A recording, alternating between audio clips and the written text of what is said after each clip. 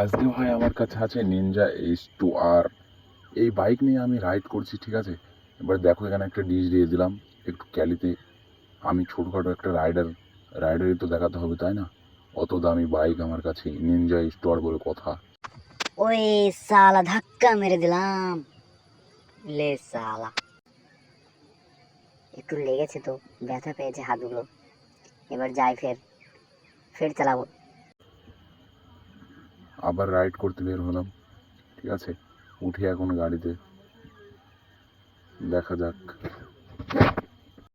আবার স্ট্যান্ড করছি, আবার স্ট্যান্ড করবো, দেখা যাক।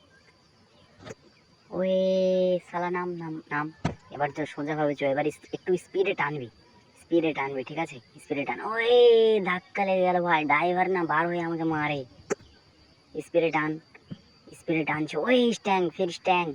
এবার লাফ দিলাম, জাম্প দিলাম ভাই একটু, হ্যাঁ। সব তোমার চাকা তুললে মানায় না। ওই সালা বাইক চলে গেল। বাইক চালে আমেজ হচ্ছে না আর, বাইক চালাতে চালাতে বোরিং ফিল করছে। ওই জন্য এবার কার খুঁজতে বার হয়েছে।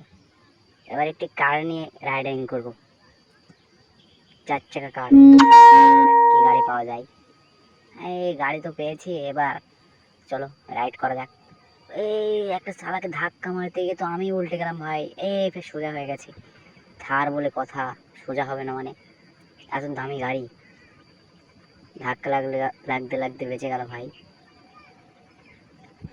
চলো যাওয়া যাক, ঘোরা যাক। তোকে আমি ধাক্কায় মারবো আজকে, দাঁড়া।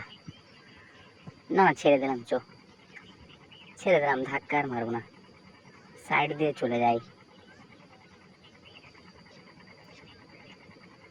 স্পিডে যাচ্ছি আমি এখন, ঠিক আছে। গাড়িটি ঘোরা এই করে যাবো না আমার। চলো বাড়িতেই যাওয়া যাক।